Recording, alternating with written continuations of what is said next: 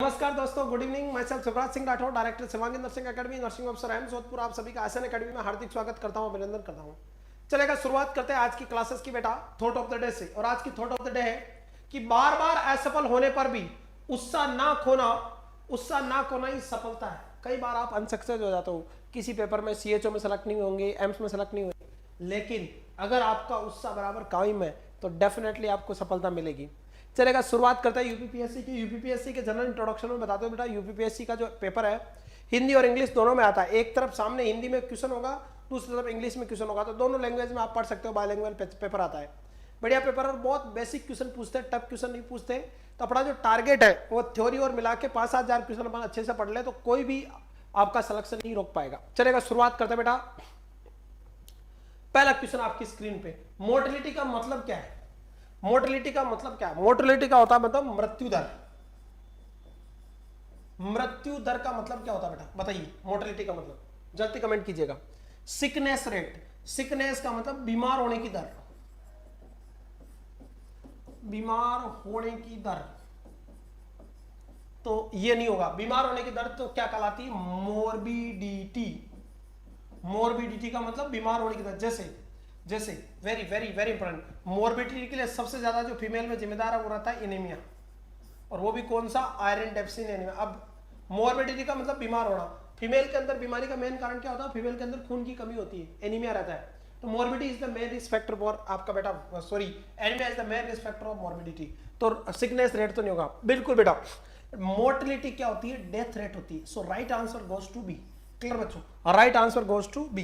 तो यहां पे राइट आंसर क्या जाएगा? आपका बी जाएगा बेटा। क्लियर बच्चों? हर बात में क्लियर है। और अगर आपको पूछे कि मेटरनल मोर्टेलिटी रेट, मात्र मृत्यु दर का मेन अगर कारण पूछे आपको, हाल ही में मेन कारण पूछे, तो बेटा वो रहेगा haemorrhage. Very very very important, haemorrhage main कारण रहेगा बेटा। क्लियर है कि डिलीवरी के बाद आपका पोस्टमार्टम हेमरेज, पीपीएच आपका, या डिलीवरी के बाद आपका जो हेमरेज होता है जस्ट डिलीवरी के बाद, वो मृत्यु दर का मेन कारण रहता है बेटा। क्लियर है? हमारे पास में मेटरनल मोर्टेलिटी रेट का, मात्र मृत्यु दर का। क्लियर बच्चों? यहां तक कोई डाउट है? और अगर यूं पूछे कि होल ओवर, देखना आप क्वेश्चन, हेमरेज आपका मेन कारण रहता बेटा। और वेरी वेरी इंपॉर्टेंट, 2011 में मेटरनल मोर्टेलिटी रेट जो थी वो थी बेटा 254 पर 1 लाख। सुन लेना, सीख लेना, समझ लेना, कितनी थी? 254 पर 1 लाख। कितनी बेटा? 254 पर 1 लाख। 2011 में 254 पर 1 लाख थी बेटा मोर्टेलिटी। कितनी थी? 254 पर 1 लाख। जो कि बेटा वेरी वेरी वेरी इंपॉर्टेंट, जो कि बेटा 2019 के मिड मई में आपकी ये गिर के आगे बेटा, वेरी इंपॉर्टेंट, 130 पर 1 लाख। पूरे भारत देश की बात कर रहा हूं बेटा, पूरे भारत देश की बात कर रहा हूं।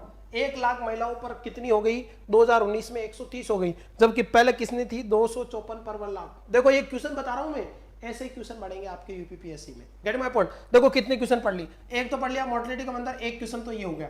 दूसरा सिकनेस का मतलब समझ लिया, रुग्णता दर, 2 क्वेश्चन हो गए।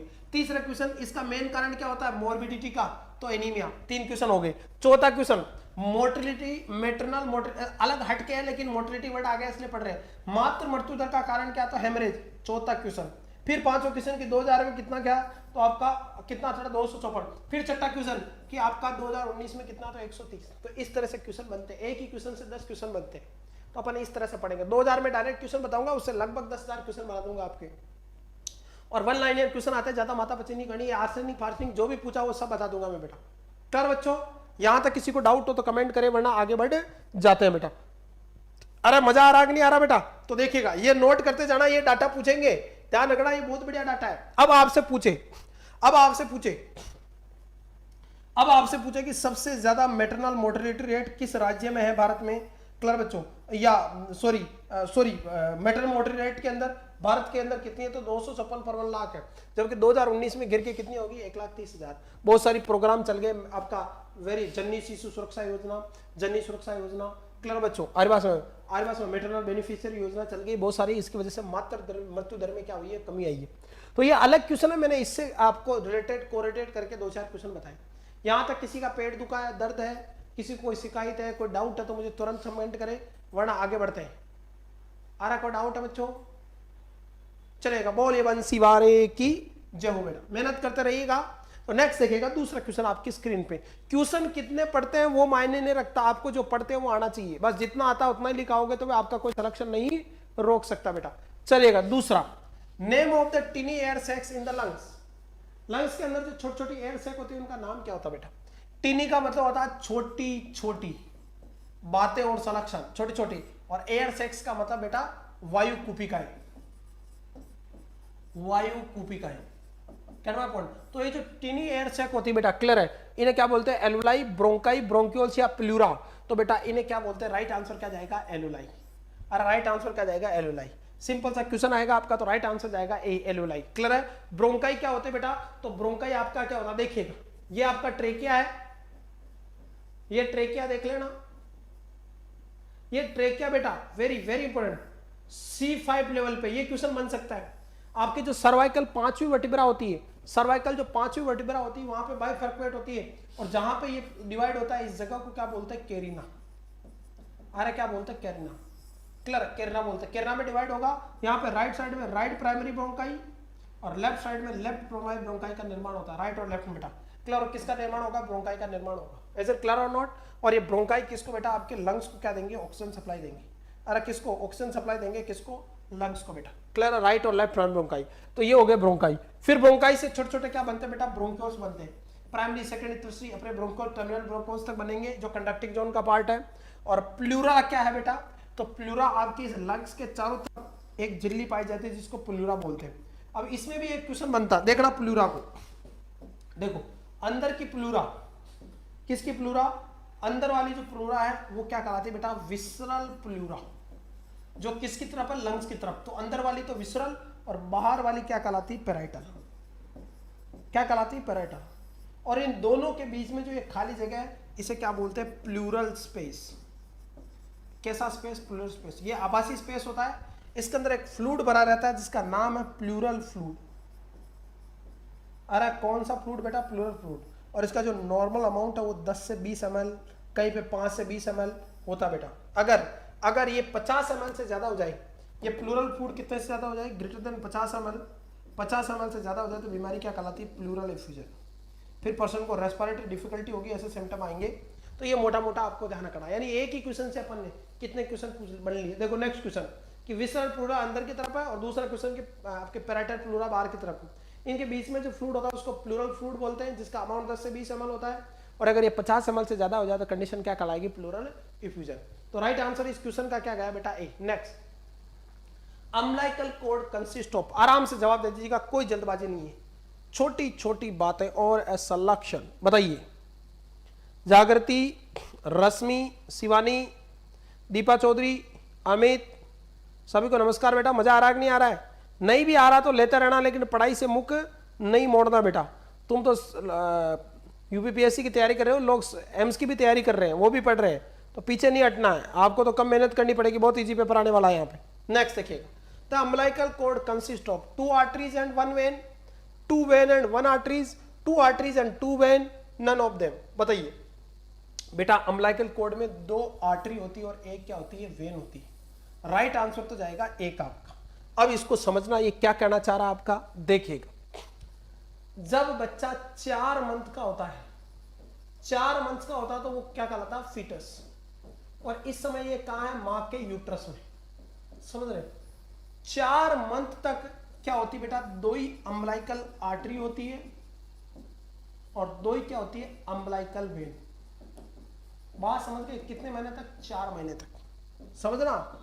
4 महीने। तो क्वेश्चन ये आता है कि 2 आर्टरी और 2 वेन कब तक होती है फिटस लाइफ में? तो 4 महीने तक मां के यूट्रस में बचा, तो उसमें 2 आर्टरी और 2 वेन होती है। लेकिन आफ्टर 4 मंथ, कितने महीने के बाद? 4 महीनों के बाद बेटा, वेरी वेरी वेरी इंपॉर्टेंट, 4 महीनों के बाद बेटा आपकी राइट अम्बिलिकल जो वेन है, और ये अम्बिलिकल वेन बेटा वेन बेटा ये ऑक्सीजन ब्लड ले जाती है, जबकि आर्टरी यहाँ पे उल्टा डीऑक्सीजनेट ब्लड लेके जाती है। ध्यान रखना, क्लियर है? तो जो राइट अम्बिलिकल वेन है वो क्या हो जाती है बेटा? डिसअपीयर हो जाती है। तो देखो नेक्स्ट क्वेश्चन क्या बना, मैं बताऊंगा कितने क्वेश्चन बने, आप खुद देखना। राइट अम्बिलिकल वेन आपकी डिसअपीयर हो जाएगी तो कौन सी बचती है? Left umbilical when. कौन सी बचती है? तो बताओ, आपकी वेन अगर पूछे तो लेफ्ट अम्बिलिकल वेन, और 2 आर्टरी होती है, एक राइट और एक लेफ्ट अम्बिलिकल आर्टरी। तो 3 आपकी ब्लड वेसल्स होती है किसके अंदर, अम्बिलिकस में बेटा। क्लियर है। लेफ्ट अम्बिलिकल वेन, यानी फॉर्मूला क्या रहेगा, left is left. Left is left का मतलब लेफ्ट ही बचती है, राइट क्या हो जाती है, डिसअपीयर हो जाती है। बात समझ में आ रही कि नहीं आ रही है? तो वेरी वेरी। अब देखो क्वेश्चन कितने बन गए। एक क्वेश्चन तो ये बन गया मूल आपका। दूसरा 4 महीने पे कितनी आर्टरी और वेन होती है, तो 2 आर्टरी 2 वेन होती है, दूसरा क्वेश्चन ये बन गया। तीसरा कितने महीने बाद गायब होती है, तो आफ्टर 4 मंथ, तो ये तीसरा क्वेश्चन बन गया। तो फिर चौथा क्वेश्चन, बहुत अच्छा क्वेश्चन, ये तो एम्स में भी पूछा गया है कि राइट अम्बिलिकल वेन कब डिसअपीयर होती है, तो आपका 4 महीने पर डिसअपीयर कौन सी होती है, तो राइट अम्बिलिकल वेन। फिर 5वां क्वेश्चन की बचती कौन सी है, तो लेफ्ट अम्बिलिकल वेन बचती है। तो एक ही क्वेश्चन से कितने क्वेश्चन बना लिए आपने, 5 क्वेश्चन। ये होता है थ्योरी से क्वेश्चन निकालना, और आपको बस इतना ही पढ़ना, ज्यादा माथापच्ची नहीं करनी है। अगर आपको और डिटेल में पढ़ा तो बेटा नोटशीट का बैच ज्वाइन करो, खोल के रख देंगे। अम्बिलिकल वेन अकेली 2.5 घंटे का टॉपिक है, उसमें 100 क्वेश्चन अकेले में, गेट माय पॉइंट। लेकिन जितनी जरूरत है उतना ही पढ़ना अपने को, लेवल के अकॉर्डिंग। क्लियर बच्चों? नेक्स्ट देखिएगा, पावर हाउस ऑफ सेल, कोशिका का शक्ति ग्रह कौन है, जल्दी कमेंट कीजिएगा। पावर हाउस ऑफ सेल का मतलब कोशिका का शक्ति ग्रह, बताइए कौन होता है?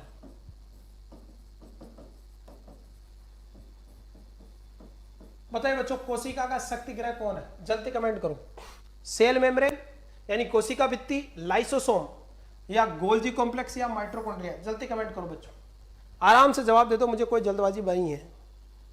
बताइए, सबके जवाब आने चाहिए, जवाब सबके आने चाहिए, चाहे गलत हो जाए मुझे कोई दिक्कत नहीं है। आपका जवाब गलत हो जाएगा तो मुझे कोई ऐतराज नहीं है उससे।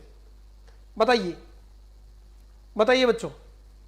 यस बेटा, बिल्कुल सही आंसर, माइटोकॉन्ड्रिया कोशिका का शक्ति ग्रह है, पावर हाउस ऑफ सेल।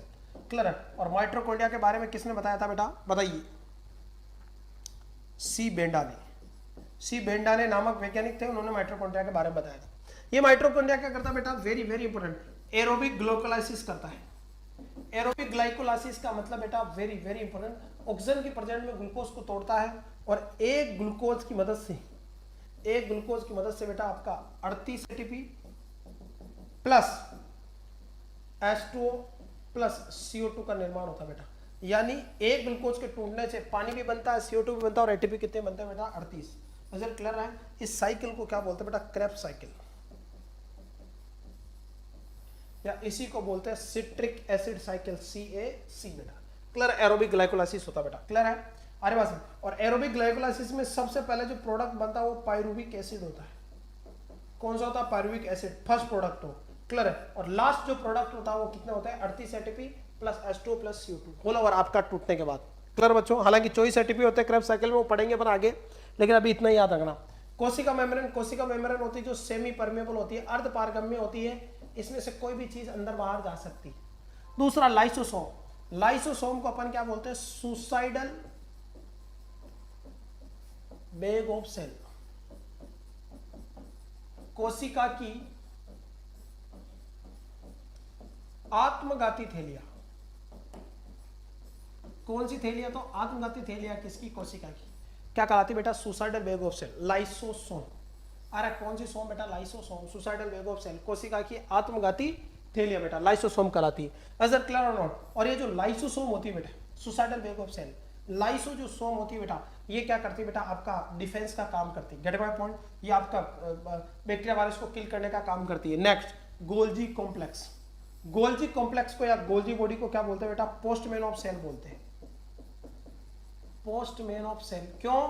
क्योंकि ये बेटा सेल के अंदर पोस्टमैन का काम करता है, सेल के अंदर ही अंदर प्रोटीन को इधर उधर भेजने का काम किसका, गोल्जी कॉम्प्लेक्स का। तो ये देखो 5 क्वेश्चन यहां से बना दी। तो जहां से पकड़ो 5 किलो मास निकाल दो, यानी जहां से पढ़ो वहां से बेटा आप 4-5 क्वेश्चन निकाल दो। This is the way of selection, छोटी छोटी बातें और सिलेक्शन, और बहुत इजी पढ़ना, ज्यादा लोड नहीं लेना है। समझ में नहीं आ रही तो कमेंट कर देना, आराम से आपके कमेंट पढ़े जा रहे हैं। और कभी क्लास में लेट सेट हो जाए लाइव होने में तो ऐसे गड़बड़ाना नहीं है बेटा, ऐसा नहीं करना है कि मतलब यूं बिल्कुल बच्चों की तरह नहीं करना है, असभ्य व्यवहार नहीं करना, थोड़ा मेंटेन करना है व्यवहार को। क्लियर बच्चों? अरे भाई ब्रो, अरे कोई डाउट है बच्चों? क्योंकि अकेली जान है, जान ले लोगे क्या गुरुजी की? नेक्स्ट क्वेश्चन देखिएगा बच्चों। तो राइट आंसर डी चला गया आपका। नेक्स्ट देखिएगा, presence of albumin in urine is termed at. मैं यह नंबर ऑफ क्वेश्चन 5 पढ़ा रहा हूं कि 10 पढ़ा रहा हूं उसका दिमाग नहीं लगाना, सबसे ज्यादा दिमाग लगाना तो मैं दूसरी चीजें बता रहा हूं। ये सेमी परमेबल होती है, सुसाइडल बैग, ऐसे क्वेश्चन ज्यादा आते हैं। डायरेक्ट क्वेश्चन आते हैं तो मुझे पढ़ाने की जरूरत नहीं होती, पेपर ही दे देता आपको पैसे लेके। समझिएगा। नेक्स्ट क्वेश्चन आपकी स्क्रीन पे जल्दी कमेंट कर दो बच्चों, बहुत बढ़िया जवाब आ रहे हैं आपके, दिल गदगद कर दिया। हालांकि इजी क्वेश्चन से शुरुआत कर रहा हूं, फिर धीरे धीरे टफ की तरफ चलूंगा मैं। बढ़िए,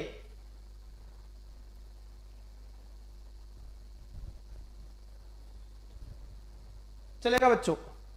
presence of albumin in urine is termed as, तो यूरिन में बेटा एल्ब्यूमिन प्रेजेंट होना टर्म क्या कहलाती है? एल्ब्यूमिनुरिया, एल्ब्यूमिनुरिया। और ये देखने को मिलता है किसके अंदर बेटा? नेफ्रोटिक सिंड्रोम में। नाम सुना तुमने? नेफ्रोटिक सिंड्रोम बीमारी, क्लियर बच्चों? क्लियर। ग्लोमेरुलोनेफ्राइटिस में ये जो बीमारी होती है बेटा, ये बेटा किसकी? किडनी की बीमारी होती है जो बच्चों का अफेक्ट करती है, उनके अंदर आपका एल्ब्यूमिनुरिया देखने को मिलता है, प्रोटीनयूरिया बेटा, और सबसे ज्यादा एल्ब्यूमिन लॉस होता है। Is clear on it, oliguria. Oliguria का मतलब बेटा decrease urine output, decrease urine output less than 400 ml in 24 hours. Very very very important. 24 घंटों में अगर यूरिन आउटपुट 400 ml से कम हो जाए तो घटना क्या कहलाती है बेटा? ओलिगोयूरिया। अरे क्या कहलाती है? ओलिगोयूरिया। आ रही बात बेटा? और ये मोस्टली देखने को मिलता है एक्यूट रीनल फेलियर के मरीजों को, ऐसे मरीज जिनको सडन किडनी क्या हो जाती है? फेल हो जाती है, एक्यूट रीनल फेलियर के मरीजों में देखने को मिलता है। नेक्स्ट देखिएगा बेटा, एन्यूरिया। एन्यूरिया अलग टर्म है बेटा। एन्यूरिया में क्या होगा? एन्यूरिया में होगा बेटा, वेरी वेरी इंपॉर्टेंट, क्लियर है, डिक्रीज यूरिन आउटपुट, या तो बिल्कुल होगा ही नहीं, urine output less than 50 ml पर 24 आवर्स। 24 घंटे में बेटा, 24 घंटे में अगर यूरिन आउटपुट 50 ml से कम रह जाए, घटना क्या कहलाती है बेटा? एन्यूरिया। अरे क्या कहलाती है? एन्यूरिया। और ये देखने को मिलती है क्रोनिक रीनल फेलियर के मरीजों में, सीआरएफ के मरीजों में। नेक्स्ट देखिएगा बेटा, डाइसूरिया। डाइसूरिया क्या होगा बेटा? Painful urination, very very important, या पेन ड्यूरिंग यूरिनेशन, क्लियर बेटा? Seen in case of UTI, urinary tract infection के केस में ऐसा देखने को मिलता है बेटा। तो बढ़िया क्वेश्चन, देखो 5 क्वेश्चन पढ़ लिए। देखो एल्ब्यूमिनुरिया एक क्वेश्चन ये गया, दूसरा कि एल्ब्यूमिनुरिया किस किस में? तो nephrotic syndrome, glomerulonephritis, protein energy malnutrition, Goodpasture syndrome, बहुत सारी बीमारी में देखने को मिलता है। अरे बेटा तीसरा, नेक्स्ट ओलिगोयूरिया, 24 घंटे में यूरिन आउटपुट 400 ml से कम हो जाए, ओलिगोयूरिया कहलाता है, एक्यूट रीनल फेलियर में देखने को मिलता है। Anuria, decrease urine output less than 50 ml in 24 hour, या एब्सेंट यूरिन आउटपुट क्या कहलाता है? क्लियर बच्चों? एन्यूरिया। और ये किसमें? सीआरएफ में देखने को मिलता है। पेनफुल यूरिनेशन, या पेशाब करते समय पेशाब में जलन या दर्द होना, स्पेशली जलन होना तो अलग चीज, आपने दर्द होना क्या कहलाता है बेटा? आपका वेरी वेरी वेरी इंपॉर्टेंट, क्या कहलाता है बेटा? डाइसूरिया। कोई डाउट है? एक टर्म होती है डिस्पेरेयूनिया, देखना,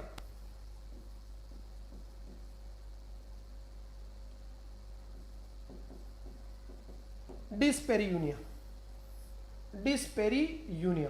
और डिस्पेरियूनिया क्या होता है बेटा? Painful sexual cycle. जैसे कोई फीमेल है मान लो, और उसकी एमसी एब्सेंट होगी, तो वेजाइना, वेजाइना जो है उसका क्या रहेगा बेटा? ड्राई रहेगा।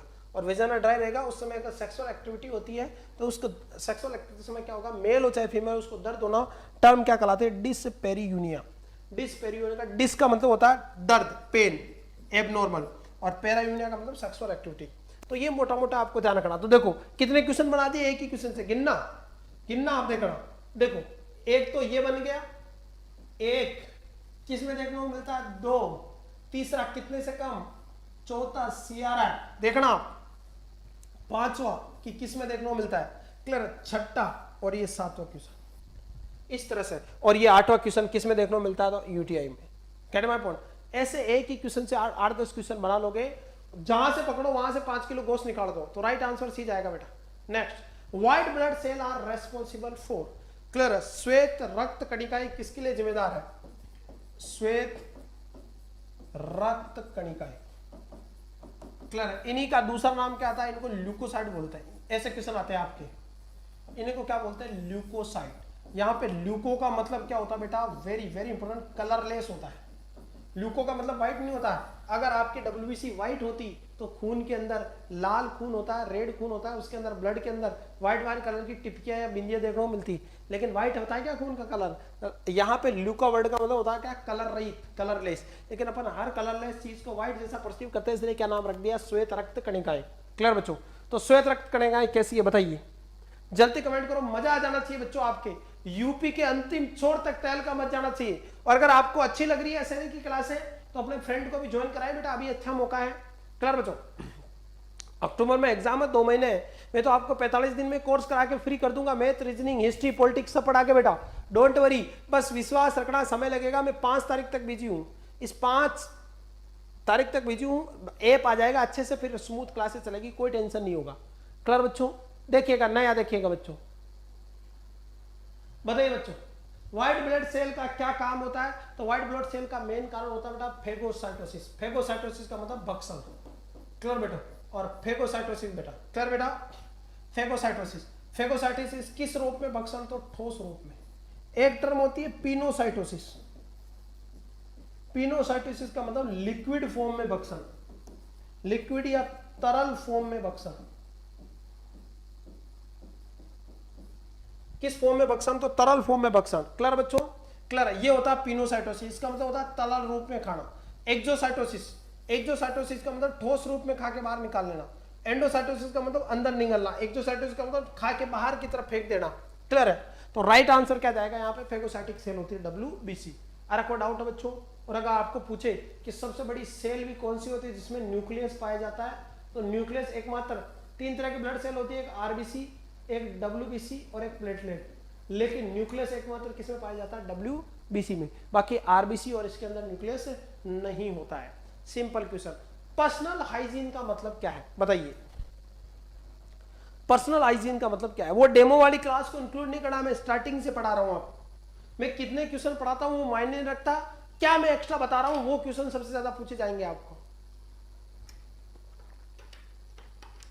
अरे आनंद आ रहा कि नहीं आ रहा है?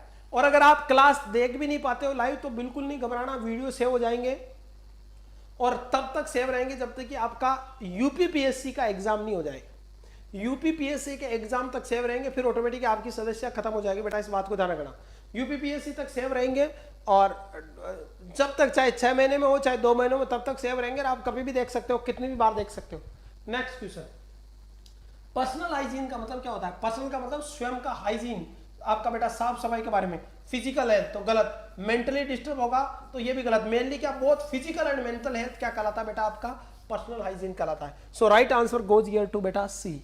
राइट आंसर किसको दे दूंगा मैं? सी को। Next, following are the principle of nursing except. Nursing का कौन सा प्रिंसिपल नहीं है बताइए? नर्सिंग के सिद्धांत कौन से नहीं है? इंडिविजुअलिटी, यानी इंडिविजुअलिटी का मतलब प्रति व्यक्ति के बारे में, एक ही व्यक्ति के बारे में सोचना। क्लियर, प्रति व्यक्ति। इक्वालिटी का मतलब समानता, हर चीज को समानता से देखना। गुड वर्कमैनशिप यानी अच्छी कार्य प्रणाली।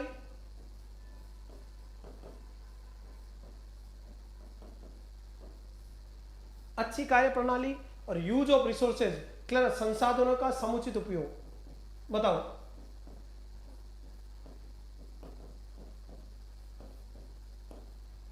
समुचित उपयोग, बताइए समझ में आ रहा है? बताइए क्या आंसर जाएगा? तो राइट आंसर जाएगा बच्चों, very very important, B, equality. Clear है, clear. Equality is not a function of बेटा, वेरी वेरी इंपॉर्टेंट, ध्यान रखना। Equality is not a function of बेटा किसका बेटा? आपका, वेरी वेरी इंपॉर्टेंट, किसका बेटा? आपका नर्सिंग का प्रिंसिपल नहीं है बेटा। इज इट क्लियर और नॉट बेटा? आ रहा कोई डाउट है बच्चों? यहां तक कमेंट कर दो वरना आगे बढ़ जाते हैं, जल्दी कमेंट करो। बताओ गलत है कि सही है मेरा जवाब, ये बता दो तुम। मैंने तो दे दिया जवाब, आप बताओ। बताइए बच्चों, 8वें में बताइए, मुझे कमेंट कीजिए, मुझे डाउट लग रहा है क्वेश्चन में। बताइए मुझे डाउट लग रहा है इस क्वेश्चन में, कमेंट करो। तुम्हें तो कमेंट करना ही नहीं आता है। ए ज्यादा सही रहता है बेटा, सही कह रहे हो आप, बिल्कुल सही बात है, ए ज्यादा सही रहेगा। ये राइट आंसर गोज टू ए बेटा, बिल्कुल सही है। इंडिविजुअलिटी नहीं होगी बेटा, इक्वलिटी तो होती है ना प्रिंसिपल में, हर मरीज को समानता से देखना, हर मरीज की समान सेवा करना, गरीब अमीर का अंतर नहीं करना, अच्छा काम करना, संसाधनों का समुचित उपयोग, नहीं चाहिए तो फालतू सीरीज नहीं बिगाड़ना। तो यहाँ पे प्रति व्यक्ति, इंडिविजुअलिटी राइट आंसर नहीं। So A is wrong answer, is right answer is here बेटा ए। यस बेटा, एक्सेप्ट पूछ रहा, एक्सेप्ट का मतलब क्या नहीं होगा? तो राइट आंसर ए है बेटा, इंडिविजुअलिटी नहीं होगी डियर, इंडिविजुअलिटी नहीं होगी। क्लियर और नॉट बेटा? नेक्स्ट क्वेश्चन, नेक्स्ट क्वेश्चन आपकी स्क्रीन पे। राइट आंसर ए जाएगा बेटा, यस बेटा। बताइए नेक्स्ट क्वेश्चन आपकी स्क्रीन पे।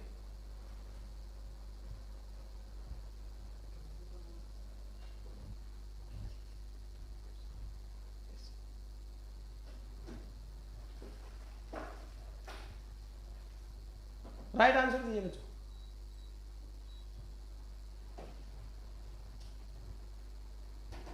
बताइए which of following symptom are due to food poisoning. Clear, कौन से सिम्टम फूड पॉइजनिंग की वजह से होते हैं? Nausea and vomiting, abdominal cramp, diarrhoea and fever, या ऑल ऑफ अबव। बताइए बताइए फूड पॉइजनिंग की मतलब से बेटा, बट वो तो राइट आंसर जाएगा आपका, वेरी वेरी इंपॉर्टेंट। सभी फूड पॉइजनिंग की वजह से नोजिया भी होगा, वोमिटिंग भी होगा, एब्डोमिनल क्रैम्प भी होंगे, यानी पेट में दर्द होगा, डायरिया होगा, दस्त लगेगी और बुखार भी आएगी। फूड पॉइजनिंग क्या है बेटा? क्लियर बेटा, most common food poisoning by canned packed food. Canned packed food की वजह से मोस्ट कॉमनली फूड पॉइजनिंग कौन सी होती है? मोस्ट कॉमनली फूड पॉइजनिंग कौन सी होती है कैंड फूड पॉइजनिंग की वजह से? तो बेटा वो होती है बेटा, very very important, staphylococcus aureus की वजह से।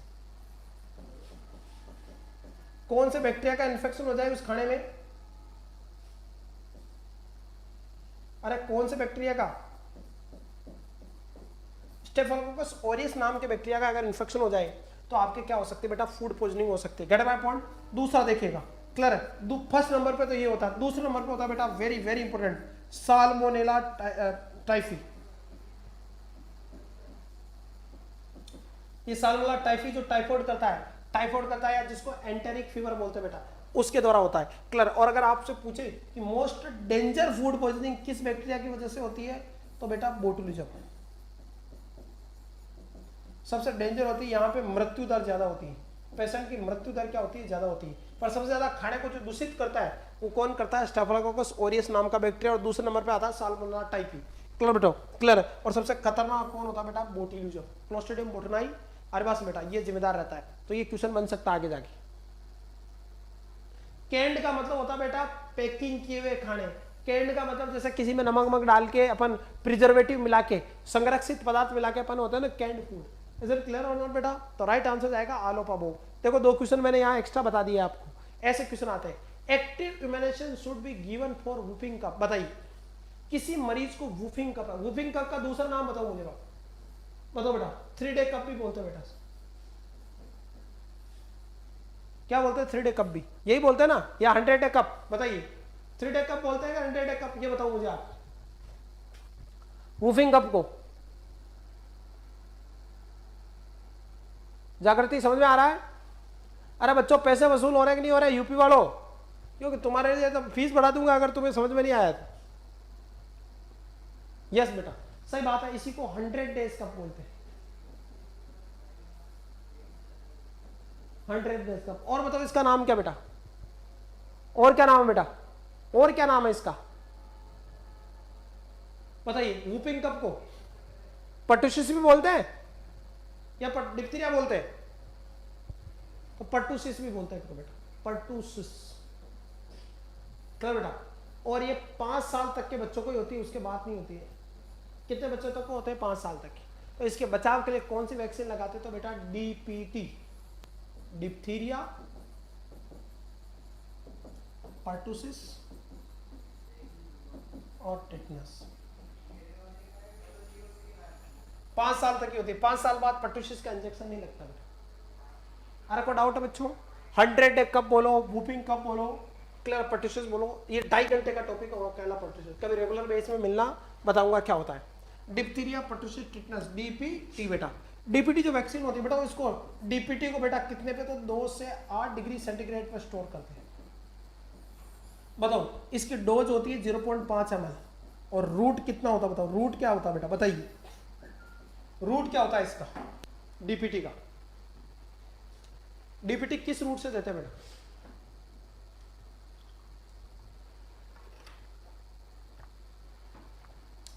डीपीटी वैक्सीन किस रूट से देते हैं बेटा, जल्दी कमेंट कीजिएगा।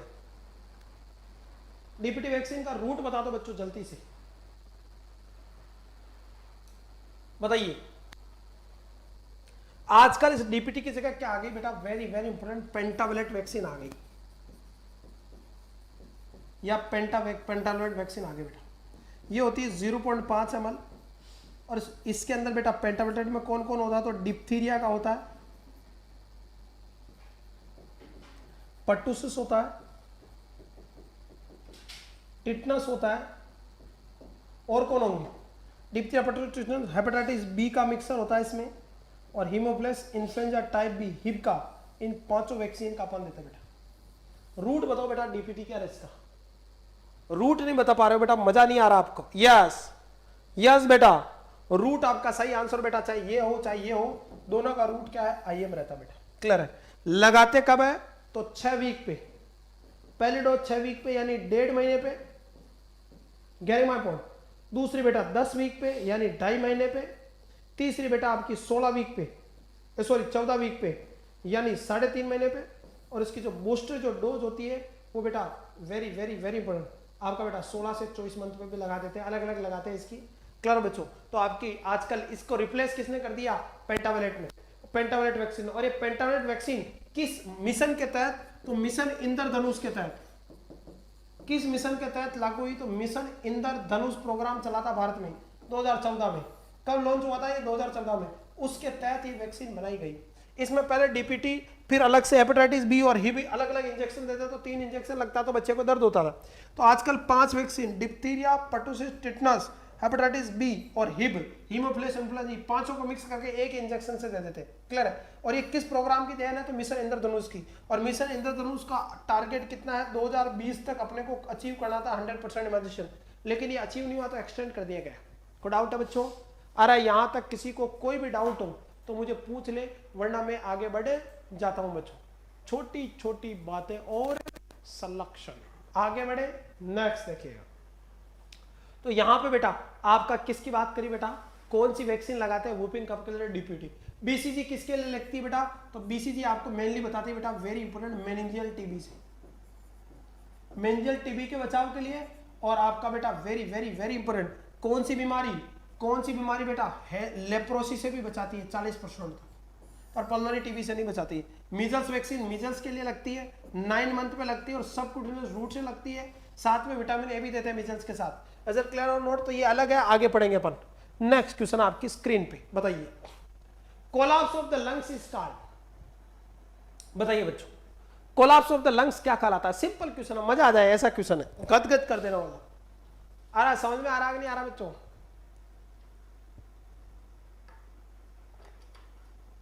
यस बेटा। और बच्चों के अंदर बेटा आईएम का लगाते हैं, तो बच्चों में बेटा vastus lateralis muscles of Thai,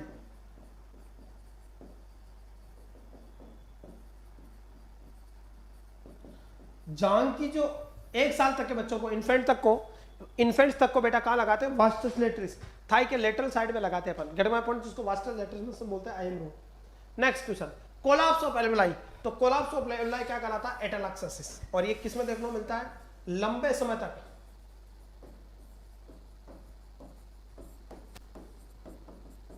ICU में एडमिट मरीजों में होता है सर। किन मरीजों में, जो लंबे समय तक आईसीयू में एडमिट रहते हैं मरीज, उनके अंदर देखने को मिलता है बेटा। क्लियर है, क्लियर। तो राइट आंसर जाएगा बेटा सी, आपका बिल्कुल सिंपल सा आंसर है, कोलैप्स ऑफ एल्वेलाई। कुछ मैं टर्म के बारे में बात कर रहा हूं, एपनिया। एपनिया क्या होता है बेटा, बताइए, जल्दी कमेंट कीजिएगा। एपनिया क्या होता है बेटा, जल्दी कमेंट करो। व्हाट इज एपनिया, एपनिया क्या है, बताइए। अरे मजा आ रहा है कि नहीं आ रहा है? नहीं भी आ रहा तो लेते रहना है। एपनिया क्या है बताइए, बताइए बच्चों, एपनिया क्या है?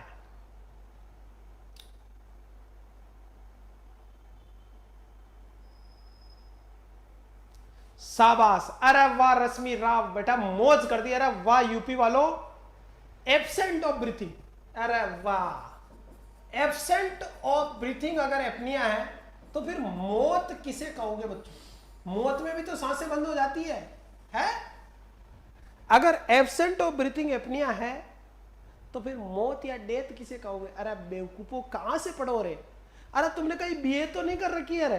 ध्यान रखना, यूपीपीएससी का एग्जाम नर्सिंग वाला दे सकता है जिसने जीएनएम बीएससी करी है, बीए वाला नहीं सकता। कहीं ऐसा तो नहीं कोई बीए वाला कोर्स खरीद के यूपीपीएससी का एग्जाम देने की तैयारी कर रहा है नर्सिंग स्टाफ का? बेवकूफो, ये बेसिक टर्म नहीं पता तुम्हें? फर्स्ट ईयर में पहले दिन ही सिखाई जाती है अपनी एब्सेंस ऑफ ब्रीथिंग। अरे वाह मंजू बेटा वाह, न्याल ही कर दिया तुमने। बेवकूफों, एब्सेंट ऑफ ब्रीथिंग का मतलब होता है डेथ। सही वर्ड क्या है? पार्शियली, पार्शियली या टेम्पररी।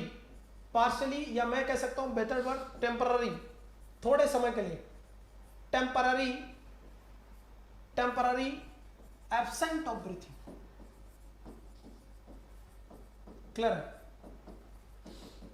एटलीस्ट फॉर 20 से 30 second with relative bradycardia. Bradycardia का मतलब आप जानते हो हार्ट रेट का कम हो जाना, विद रिलेटिव ब्रेडिकार्डिया। क्या कहलाता बेटा आपका? वेरी वेरी वेरी इंपॉर्टेंट, क्या कहलाता है? एपनिया। अरे क्या कहलाता बच्चों? एपनिया। ऐसा क्लियर? और पोन्स वोन्स में डैमेज हो जाए, पोन्स में डैमेज हो जाए, मिड ब्रेन में डैमेज हो जाए, ऐसी घटनाओं में देखो मिलता है। टेम्पररी का मतलब थोड़ी देर के लिए। कितनी देर के लिए? कि तो 20 से 30 सेकंड के लिए सांसें नहीं आए और साथ में उसकी हार्ट रेट कम हो जाए, तब क्या कहलाता है? एपनिया। सही वर्ड ये होता है। अब एब्सेंट ऑफ ब्रीथिंग इज, बेवकूफो, एब्सेंट ऑफ ब्रीथिंग का तो मतलब होता है मौत। मौत और फिर अंदर कहते हैं सांस बंद हो जाना मौत कहलाती है। फिर एब्सेंट ऑफ ब्रीथिंग का मतलब क्या हुआ? अरे मेरी बात समझ में आई कि नहीं आई आप लोगों? बात समझ में आई कि नहीं आई? छोटी छोटी बातें और सलक्षण। कोई डाउट है बच्चों? यहां तक किसी को कोई भी डाउट हो तो मुझे कमेंट करें, वरना मैं आगे बढ़ जाता हूं बेटा। नेक्स्ट, डिज्निया। डिज्निया का मतलब होता है बेटा सांस लेने में तकलीफ।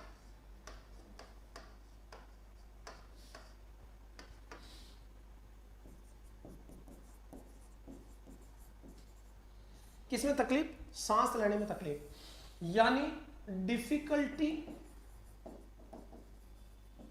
इन ब्रीथिंग, या मैं कह सकता हूं क्लियर है, सांस लेने में तकलीफ या डिफिकल्टी में। देखा होगा जैसे आप 100 सीढ़ियां चढ़ के जाके देखो, नॉर्मली तुम सांस लेते हो तो तुम्हें पता नहीं चलता कि सांस ले रहे हो, यानी फील नहीं होता। लेकिन तुम 100 सीढ़ियां चढ़ो, तुम्हारी सांसें तुम्हें फील होने लग जाएगी, या सांसों में दिक्कत होगी, या सांस लेने में तकलीफ होगी। क्या कहलाती है बेटा? डिज्निया। और डिज्निया ये रेस्पिरेटरी प्रॉब्लम में होता है, आप जानते हो बेटा। को डाउट है बच्चों? अरे को डाउट है बच्चों? Next, anoxia. बताओ एनोक्सिया का मतलब क्या होता है? बताइए। क्लियर बेटा?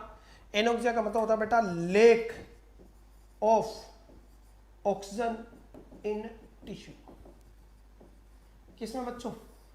टिश्यू में ऑक्सीजन की कमी हो जाना, अरे एनोक्सिया कहलाता बेटा। अरे क्या कहलाता है? एनोक्सिया। क्लियर बच्चों? Anoxia, lake of oxygen in tissue. एक शब्द होता है हाइपोक्सिया। हाइपोक्सिया, हाइपोक्सिया का मतलब बेटा डिक्रीज O2 इन टिश्यू। देखो दोनों में अंतर समझना। लेक का मतलब जीरो, नील, बराबर, बिल्कुल खत्म हो जाना। तो एनोक्सिया का मतलब टिश्यू को बिल्कुल भी आपके ऊतकों को ऑक्सीजन नहीं मिले तो टर्म क्या कहलाती है? एनोक्सिया। लेकिन अगर आपके टिश्यू को ऑक्सीजन की कमी हो जाए, देखो यहां तो लिखा लेक, लेक का मतलब सफाई होना, बिल्कुल भी नहीं बढ़ना, और यहां लिखा मैंने कम होना, जितना चाहिए उतना नहीं मिलना, तो दोनों टर्म अलग है। एक टर्म होती है हाइपोक्सीमिया। हाइपोक्सीमिया कौन सी टर्म होती है? हाइपोक्सीमिया। हाइपोक्सीमिया, हाइपोक्सीमिया टर्म का मतलब क्या होता है बेटा? तो हाइपोक्सीमिया जो टर्म होती है, उस हाइपोक्सीमिया टर्म का मतलब क्या होता है? Very very very important. तो हाइपोक्सीमिया का मतलब होता है बेटा decrease, decrease very very important, O2 in blood. Blood में अगर बेटा आपकी ऑक्सीजन की कमी हो, ग्जीमिया, ग्जीमिया वर्ड ब्लड के लिए यूज होता है, तो ब्लड में अगर O2 की कमी हो तो क्या कहलाता बेटा? डिक्रीज O2 इन ब्लड, तो क्या कहलाता? हाइपोक्सीमिया। लेकिन टिश्यू में कमी हो तो हाइपोक्सिया, और टिश्यू में डिक्रीज हो तो हाइपोक्सिया कहलाता है। ये छोटी छोटी बातें और सलक्षण। एक होता बेटा एटालक्सिस, यानी कोलैप्स ऑफ एलुलाई। कोलैप्स का मतलब आपका बेटा लंग्स आपके डैमेज हो जाए, कोलैप्स हो जाए, लंग्स की एलुलाई मर जाए, फूट जाए, क्या कहलाता बेटा आपका? Very very very important. तो कोई डाउट है बच्चों? बात समझ में आई कि नहीं आई? छोटी छोटी बातें और सलक्षण। तो देखो हाइपोक्सीमिया, एक्सीमिया का मतलब ब्लड में कम होना, और हाइपोक्सिया का मतलब किसके अंदर, टिश्यू में कम होना, और अगर सफाया हो जाना एनोक्सिया का मतलब, और हाइपोक्सिया का मतलब कम होना होता है बेटा। क्लियर है? डिस्निया अपने पढ़ लिया, एपनिया अपने पढ़ लिया। एपनिया ध्यान रखना सीजेशन ऑफ ब्रीथिंग नहीं है, टेम्पररी सीजेशन ऑफ ब्रीथिंग है बेटा। Next, the most common cause of intestinal obstruction is, बताइए इंटेस्टाइनल ऑब्स्ट्रक्शन का मुख्य कारण क्या है? इंटेस्टाइनल आप जानते हो बेटा, आपका ये आहार नाल है, आपकी लगभग 7 से 9 मीटर लंबी स्ट्रक्चर है, जो एंडोडम नाम की जर्म लेयर से बनती है। आपकी जीआईटी किससे बनती है? एंडोडम से। क्लियर बेटा? एक्सेप्ट लोअर रेक्टम, किसको छोड़ के? लोअर रेक्टम को छोड़ के। किसको छोड़ के? लोअर रेक्टम को। लोअर रेक्टम किससे बनता बेटा? एक्टोडम से। देखो ये रेक्टम है, रेक्टम का ऊपर का पार्ट तो आपका बेटा एंडोडम से बनता है, लेकिन नीचे वाला किससे बनता है? एक्टोडम से। तो जो most common cause of intestinal obstruction, अब कई बार क्या होता है आपका, ये जैसे स्टमक है, ये आपकी स्मॉल स्टाइन हो गई, ये इलियोसिकल वाल, और ये आपकी लार्ज स्टाइन आ गई। अगर क्लियर और नॉट? इसके अंदर सीकम हो गया, ascending colon, transverse colon, descending colon, sigmoid colon, rectum anus वाले एरिया। तो इंटेस्टाइनल ऑब्स्ट्रक्शन का मेन कारण अधेशन। अधेशन का मतलब अंदर ही अंदर से आपस में चिपक जाए। अधेशन का मतलब चिपकना या जुड़ना, अधेसी। हर्निया, हर्निया का मतलब out pouching, out pouching of content. Volvulus, volvulus का मतलब होता है बेटा twisting, twisting of organ. Twisting का मतलब रस्सी बन जाना, जैसे कोई सीधी है ये घूम जाएगी, गांठ बन जाएगी, ट्विस्टिंग कहलाती है। हर बार बेटा। और न्यूप्लाज्म का मतलब होता है बेटा न्यू ग्रोथ या कैंसर, न्यू ग्रोथ ट्यूमर। तो बेटा ये तो कारण है नहीं, ट्यूमर बहुत रेयर होते हैं बेटा आपका। क्लियर है? यहां पे मेन कारण होता है बेटा अधेशन। अरे मेन कारण क्या रहता है? अधेशन। इन्फ्लामेशन होता है, इन्फ्लामेशन में स्वेलिंग होती है, और स्वेलिंग की वजह से चीजें आपस में चिपक जाती है। तो आपके जो इंटेस्टाइन जो ऑब्स्ट्रक्ट होती है उसका मुख्य कारण बेटा अधेशन होता है। अरे मुख्य कारण क्या होता है? अधेशन होता है। इज इट क्लियर और नॉट बेटा? छोटी छोटी बातें और सलाक्षण। नेक्स्ट क्वेश्चन आपकी स्क्रीन पे, बता दीजिए बच्चों, कोई जल्दबाजी नहीं है पढ़े, कोई जल्दबाजी नहीं है पढ़े, बताइए, जल्दी कमेंट कीजिएगा बच्चों।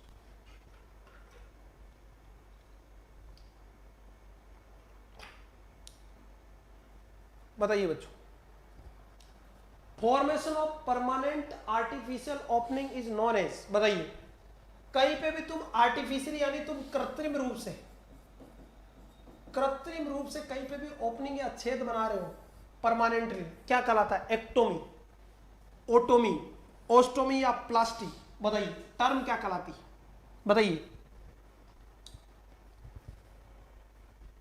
यस बेटा, बहुत बढ़िया जवाब, आपके दिल गदगद कर दिया बेटा। राइट आंसर सी जाएगा ऑस्टोमी।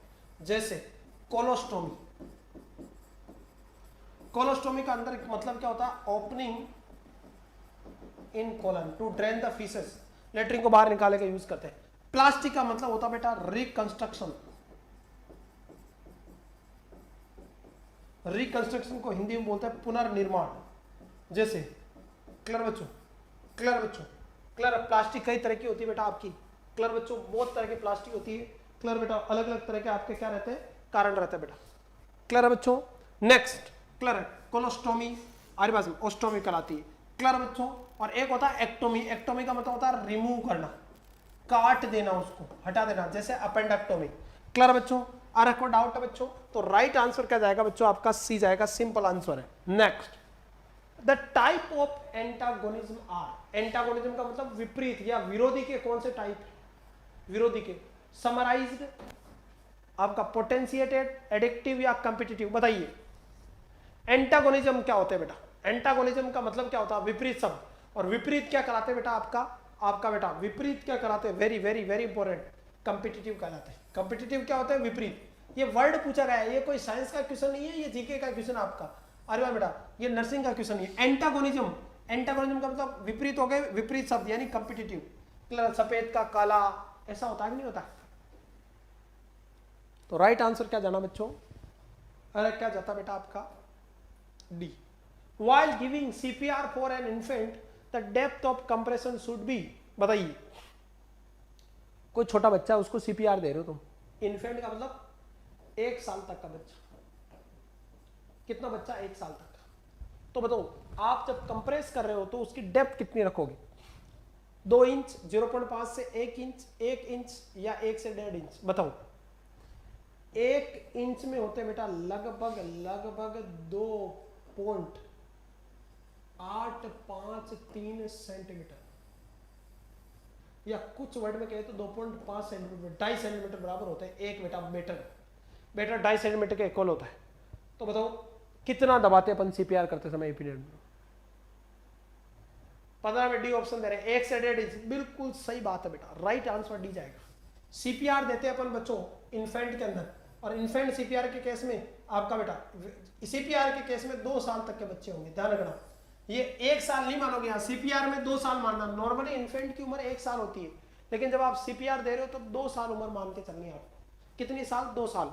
Cut my point. तो यहाँ पे 1 से 1.5 इंच, 1 से 1.5 इंच का मतलब बेटा आपका सीधा सीधा आपका बेटा 4 से 5 या 5 सेंटीमीटर के बीच में आपको कंप्रेस करना है। क्लियर बच्चों? और एक और इन्फेंट में अगर आपको या न्यूबॉर्न में टेम्परेचर चेक करना है, टेम्परेचर चेक करना बेटा, तो आपका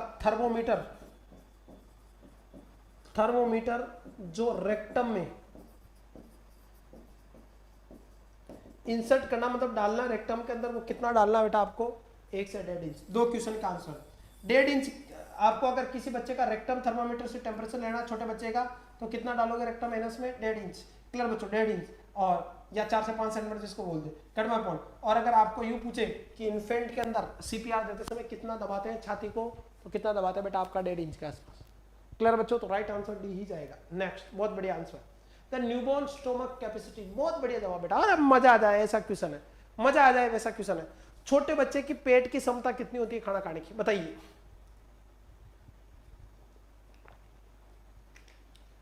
सायरा बानो, दीपा, अस्तिका, अगर एसएनए की क्लासें अच्छी लग रही है तो बेटा आज ही अपने फ्रेंड को ज्वाइन कराएं, बहुत अच्छा मौका है। यूपी में क्या है, और बहुत जल्दी हमारी टीम भी यूपी विजिट करेगी, डोंट वरी। मुझे भी टाइम मिला तो मैं कोशिश करूंगा कि आपसे मिलने आऊं थोड़े दिनों बाद। बताइए। The newborn stomach capacity 80 ml, 5 ml, 10 ml या 30 ml? तो सुन लेना बेटा, राइट आंसर तो जाएगा डी, 30 ml। देखिएगा न्यूबॉर्न में किसकी क्या कैपेसिटी लिख लेना। न्यूबॉर्न यानी न्यूबॉर्न का मतलब कौन सा बेटा? 0 से 28 दिन तक की उम्र जो बच्चे होते हैं न्यूबॉर्न कहलाते हैं, और उनकी जो कैपेसिटी होती है स्टोमक की बेटा 30 ml की होती है। 30 ml मतलब इतना सा पेट होता है, इतना सा खाना आता है, इसलिए तो बच्चे को बार बार खाना खिलाना पड़ता है, 10 में 8-10 बार। अब बात करें इन्फेंट की। इन्फेंट होते बेटा 28 दिन से लेके 1 ईयर तक, या 1 मंथ से लेके 1 ईयर तक, या मैं कह सकता हूं अप टू 1 ईयर, 1 साल तक के बच्चे। इन्फेंट का जो पेट होता है वो बेटा 90 ml का होता है। 1 साल तक के बच्चों की कैपेसिटी कितनी होती है? 90 ml। हमारे पास में यानी 1 कप तक दूध पी सकते हैं, छोटा कप, बड़ा कप नहीं। क्लियर बच्चों?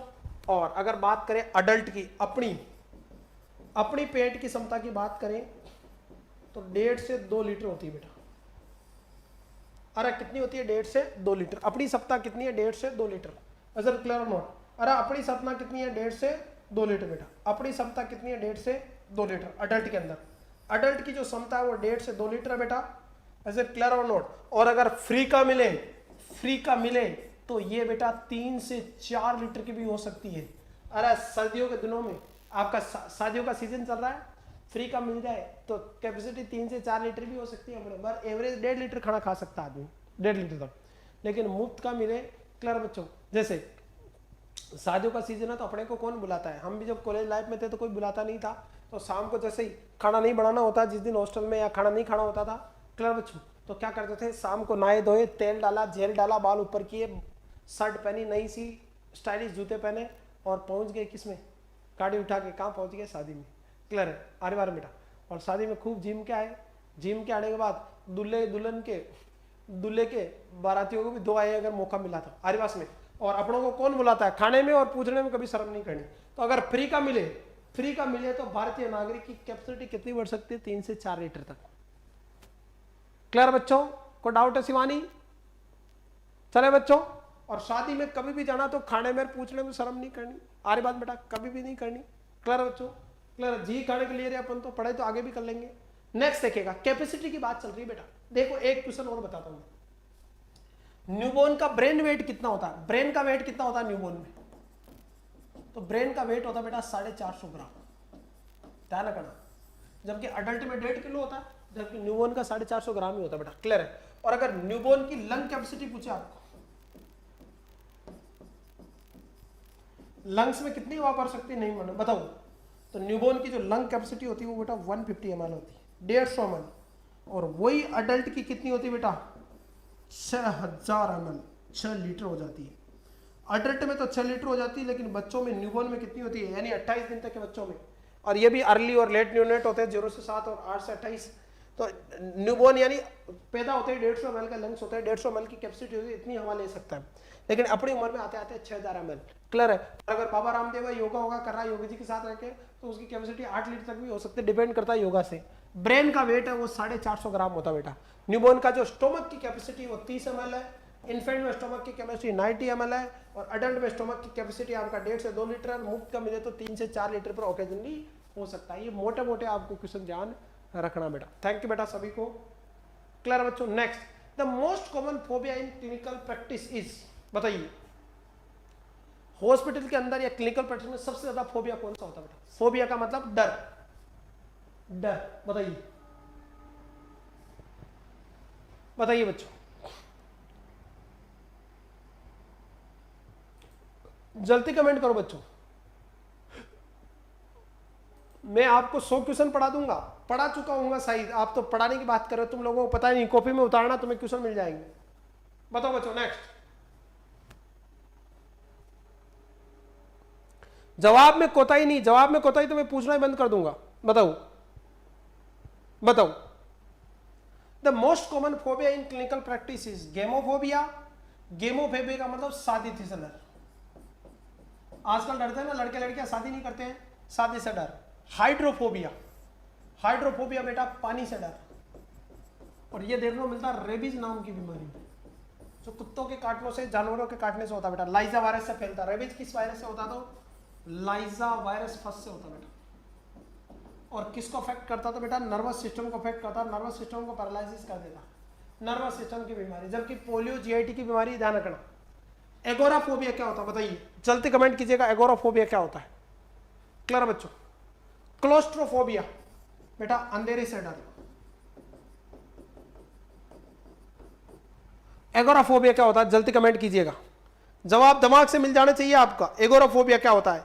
एक ही क्वेश्चन से 4 क्वेश्चन बनाने की ट्रिक बता रहा हूं मैं आपको, और फिक्स है क्वेश्चन में 38,000 क्वेश्चन है नर्सिंग में, वो पढ़ लोगे ना ऐसे कर करके, तो आराम से आपका कल्याण हो जाएगा। कोई माई का लाल या कोई माई की लाली आपका सिलेक्शन है नहीं रोक पाएगा।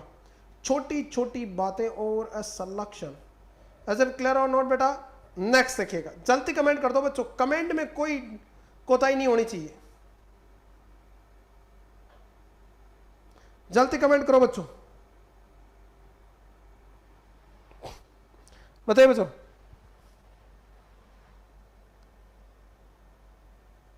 क्लियर बच्चों? एगोराफोबिया क्या होता है बेटा?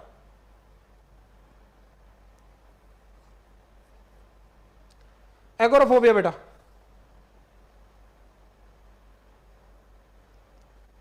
क्लियर बेटा?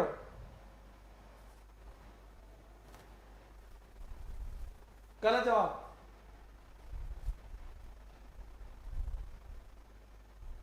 क्लोस्ट्रोफोबिया भीड़ से डर। अच्छा, एगोराफोबिया क्या होता बताइए?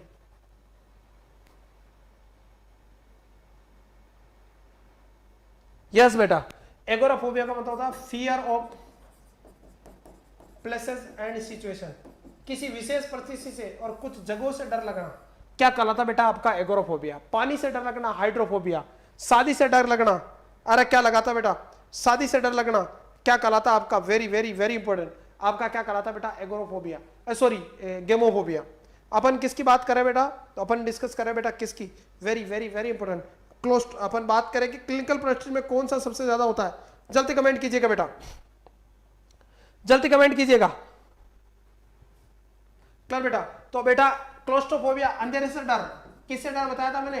अंधेरे से डर क्लोस्ट्रोफोबिया कहलाता है। अंधेरे से डर क्लोस्ट्रोफोबिया बताया, यानी फियर ऑफ क्लोज प्लेसेस।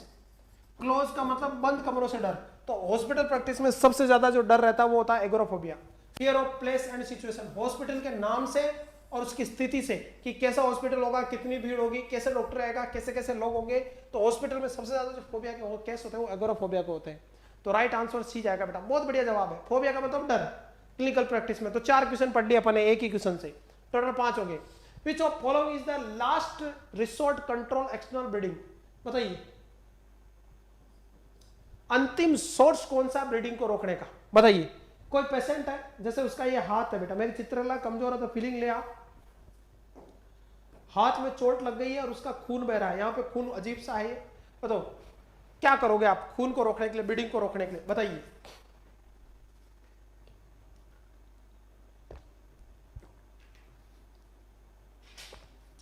जल्दी कमेंट करो बच्चों।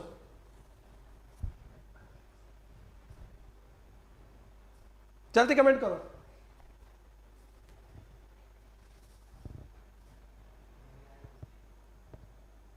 जल्दी कमेंट करो। Direct pressure, elevation above the level of heart, use of tourniquet, use of pressure point. तो बेटा सब करेंगे, लेकिन सबसे पहले ब्लीडिंग हो रही है तो अपन पर्टिकुलरली क्या करते हैं? अगर ये बेटा एम्स में पूछा गया क्वेश्चन, कितना इजी क्वेश्चन है लेकिन अच्छे अच्छे इसका जवाब नहीं दे पाए। ब्लीडिंग हो रही है तो गोज पीस से अपन क्या करेंगे? डायरेक्ट प्रेशर लगाएंगे, गोज पीस से डायरेक्ट प्रेशर लगाएंगे। तो राइट आंसर जाएगा ए। राइट आंसर क्या जाएगा बच्चों? ए। क्लियर? टर्निक्वेट हर आदमी के बांध के रखोगे, टर्निक्वेट से ब्लीडिंग रुकती है क्या बेवकूफो? डायरेक्ट प्रेशर लगाएंगे, और वो भी किससे बेटा? स्टेराइल गोज पीस से। अरे जैसे किसी का हाथ से ब्लीडिंग हो रही है, आर्टरी हो रही है, तो अपन क्या करते हैं? ग्लव्स पहनते हैं और क्या लेते हैं? गोज पीस, और डायरेक्ट प्रेशर लगता ही नहीं लगाते हैं। तो राइट आंसर ए जाएगा बच्चों। क्या जवाब दे रहे हो? क्लियर बेटो? अरे राइट आंसर ए जाएगा यहाँ पे। क्लियर बच्चों? ओ सॉरी सॉरी सॉरी, और बेटा ये क्वेश्चन ही मामला गड़बड़ हो गया, क्वेश्चन ही मामला गड़बड़। अब बताओ, हा, माफी चाहता हूं, गड़बड़ मेरे से भी होगी। देखो क्वेश्चन को समझो आप। ये बेटा लास्ट सोर्स पूछ रहा है, अरे लास्ट पूछ रहा, लिस्ट नहीं पूछ रहा है, पहला नहीं पूछ रहा बेटा। यस, हम सब गलत होंगे बेटा। लास्ट बेटा बिल्कुल सही बेटा, सबसे पहले ये करेंगे। यस बेटा, ये करेंगे, ये करेंगे। क्लियर बच्चों? दूसरे नंबर पे ये करेंगे बेटा, तीसरे पे ये करेंगे, और चौथे पे ये करेंगे। क्वेश्चन में गड़बड़ होगी, देखो मेरे से भी गड़बड़ हो गई है। लास्ट सोर्स पूछ रहा है बेटा ये, और लास्ट सोर्स पूछे तो बेटा क्या करेंगे? Use of pressure point. Clear बच्चों? लास्ट सोर्स पूछ रहा है, प्रेशर पॉइंट का यूज करना बेटा। क्लियर है? सबसे पहले तो डायरेक्ट प्रेशर डालेंगे जहां पे ब्लीडिंग हो रही है। दूसरा प्रेशर पॉइंट, जैसे इस अंगूठे में ब्लीडिंग हो रही है, यहां से ब्लीडिंग हो रही है, तो मैं यहां पे ये जो आर्टरी उसको दबाऊंगा। ये सबसे लास्ट है। पहला पूछता, अगर ये फर्स्ट पूछता तो राइट आंसर ए जाता। इस तरह के क्वेश्चन आ जाते कई बार। Yes Amit Verma, you are right बेटा, यू आर राइट बेटा। मैं भी माफी चाहता हूं, मेरे से भी गड़बड़ हो गई। यस, क्वेश्चन देखो आप, देखो इतनी बार पढ़ाने के बाद हमसे भी गड़बड़ हो जाती तो आपसे हो ही सकती, इसमें कोई बड़ी बात नहीं है। तो अपने को सीखना बेटा, गलतियों से सीखना, दोबारा ऐसा मौका नहीं देना, क्योंकि एग्जाम दोबारा आपको मौका नहीं देगा। तो आपका बेटा लास्ट पूछा, इसलिए राइट आंसर क्या जाएगा? Use of pressure point. और अगर फर्स्ट पूछता तो डायरेक्ट प्रेशर आता। इज इट क्लियर और नॉट बेटा? मजा आया कि नहीं आया क्वेश्चन में? अच्छे अच्छे बेटा। और कितना ही देखो, ये सेम एम्स का यही पैटर्न होता है, दिल्ली एम्स का। क्लियर? और आपके यूपीपीएससी में भी 2-4 क्वेश्चन ऐसे आएंगे, कम से कम 10 क्वेश्चन, जो आपको छकाने की कोशिश करेंगे, गलत साबित करने की कोशिश करेंगे। समझ रहे हैं? आपको तो गलतियों से सीखना। नेक्स्ट क्वेश्चन, डेलिरियम ट्रिमर्स का ट्रीटमेंट क्या है? बताइए, बताइए बच्चों। डेलिरियम ट्रीटमेंट का ट्रीटमेंट, प्रोमेथाजीन, क्लोरोडाइजिपोक्साइड, डाइजिपाम या रेस्पेरिडोल? तो बेटा आपका राइट आंसर जाएगा डाइजिपाम। डेलिरियम ट्रिमर आया तो एंटी एंजाइटिक ड्रग कौन सी देंगे बेटा? एंटी एंजाइटिक ड्रग दे देंगे अपन, डाइजिपाम। इसका right answer goes to A. Is it clear और नॉट बेटा? Diazepam. Next, normal duration of pregnancy in a days. Normal pregnancy के दिन कितने होते हैं बेटा? तो आप खुद जानते हो बेटा, नॉर्मल जो प्रेगनेंसी होती है वो राइट आंसर जाएगा बेटा सी। क्लियर बेटो? अब यहां पे ऑप्शन के हिसाब से वैसे होती बेटा 280 से लेके 294 दिन तक। क्लियर बेटा? 9 मंथ्स प्लस 7 डेज होता बेटा। तो यहां आसपास 300 दिन नहीं हो सकता, 206 दिन बेटा ये गेस्टेशनल टाइम होता बेटा। इतने दिन प्रेग्नेंट रहती है, 266 दिन। लेकिन होल ओवर प्रेगनेंसी, ओवुलेशन से लेकर डिलीवरी होने तक 277। अब आसपास ऑप्शन मैच नहीं कर रहा है, इसलिए राइट आंसर क्या जाएगा बेटा 280 से 280 से 277, इसलिए सी आंसर इज राइट। इस better answer is 280 to 94 days, 9 महीने और 7 दिन। तो आज के लिए आई थिंक काफी है बेटा। इसी तरह से एसएलएस से जुड़े रहिएगा। मैं कम क्वेश्चन पढ़ा रहा हूं, अभी धीरे धीरे 1-1.5 घंटा पढ़ाएंगे, फिर 3-4 घंटे रोज क्लास ले जाएंगे आपकी। धीरे धीरे आपको हैबिचुएशन कर रहे हैं, आंखों को मजबूत बना रहे हैं आपकी को, कि किस तरह से आंखें मजबूत होगी तो आपको पढ़ने को आसानी रहेगी। फिर अभी मैं 1.5 घंटे से 2 घंटे पढ़ाऊंगा, फिर 2.5 घंटे, फिर एक फैकल्टी और लगेगी, रोज 2 क्लासें होगी आपकी अलग अलग सब्जेक्ट की। 1-2 दिन थोड़ा ऐप भी आपका अच्छा सा आ जाएगा, बस सहयोग बनाए रखेगा, अपने दोस्तों को जोड़िएगा। और जिस तरह से मैंने बताया ना, एक क्वेश्चन से 4 क्वेश्चन बनाना, वो आपको टेक्निक यूज लेनी है बेटा। So thank you so much, love you all. पढ़ते रहे, बढ़ते रहे और अपने दोस्तों को जोड़े ऐसा से। Thank you so much.